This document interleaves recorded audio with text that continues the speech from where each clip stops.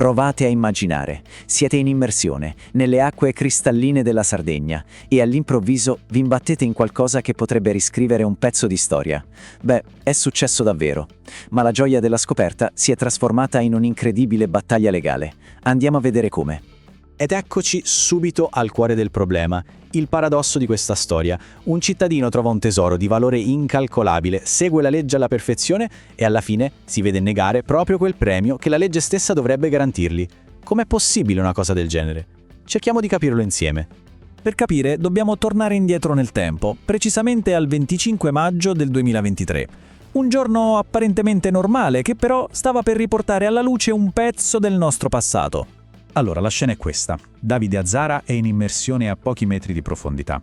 Non sta cercando nulla in particolare, ma il suo occhio cade su qualcosa di strano, un'anomalia nella sabbia. A quel punto torna sul gommone e prende il metal detector, non per iniziare una ricerca, ma solo per verificare quel sospetto. E il segnale è, inequivocabile. La sua reazione è da manuale, prende il telefono e chiama subito tutte le autorità. Che attenzione, non parliamo di 2 o 3 monete, parliamo di un vero e proprio tesoro, circa 50.000 monete di bronzo, dei follis risalenti al IV secolo d.C. E la cosa incredibile è il loro stato di conservazione, definito dagli esperti rarissimo, praticamente perfette dopo quasi 1700 anni. E qui è importante sottolineare una cosa. Il comportamento di Azzara è stato impeccabile. Non solo ha chiamato subito, ma ha protetto i reperti seguendo le indicazioni degli archeologi e ha aiutato attivamente le squadre di recupero nei giorni successivi. Insomma, ha fatto tutto, ma proprio tutto, quello che un cittadino onesto e responsabile dovrebbe fare in questi casi. L'importanza della scoperta non è un'opinione. A dirlo è lo stesso Ministero della Cultura, nero su bianco, in un comunicato ufficiale. Le loro parole sono chiare. È un ritrovamento di portata storica, uno dei più importanti degli ultimi decenni. Giusto per dare un'idea delle proporzioni, facciamo un confronto. La famosa scoperta di Seaston, nel Regno Unito, contava quasi 23.000 monete ed era considerata enorme. Bene, il tesoro di Arzachena è più del doppio. Questo ci fa capire quanto sia eccezionale. E allora, arrivati a questo punto, la domanda sorge spontanea. Se la scoperta è così epocale e il comportamento del ritrovatore così esemplare, dov'è il problema? Beh, il problema si nasconde in 2 parole, un concetto legale che ha cambiato completamente le carte in tavola. La legge italiana è chiara. Chi trova un bene archeologico e lo denuncia ha diritto a un premio. Ma c'è una condizione fondamentale. Il ritrovamento deve essere fortuito. Cosa significa? Significa che deve avvenire per puro caso. Non deve essere il risultato di una ricerca anche se fatta con tutti i permessi. La legge vuole premiare la casualità, l'inciampare nella storia, non l'attività di ricerca. E qui, capite bene, sta tutto il nocciolo della questione.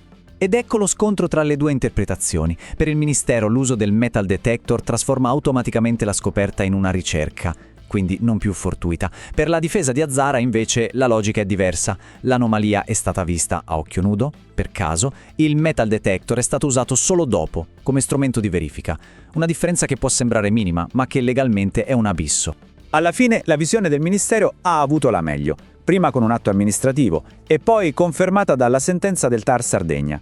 Per i giudici, nel momento in cui si impugna uno strumento come il metal detector, l'azione passa da un'osservazione casuale a un'indagine attiva e questo, secondo la loro interpretazione, esclude la natura fortuita del ritrovamento. Risultato?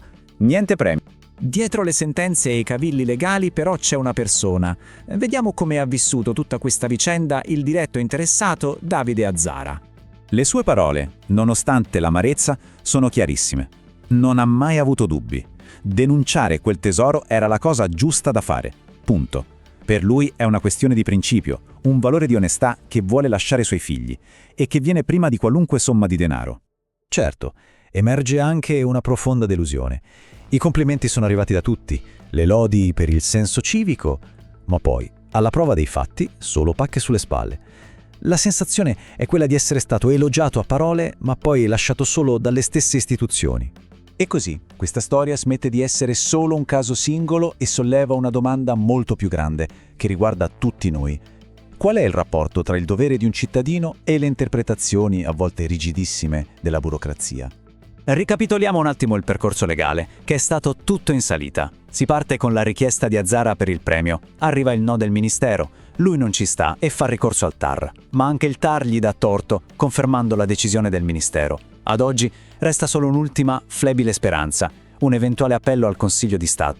E chiudiamo con una riflessione. Lo scopo di quella legge del premio è semplice: incentivare le persone a denunciare le scoperte, per evitare che i reperti finiscano nel mercato nero. Ma se un caso così, dove l'onestà è palese, si conclude con un nullo di fatto, che messaggio passa? Si incoraggia o si scoraggia l'onestà? È una domanda che, a oggi, resta decisamente aperta.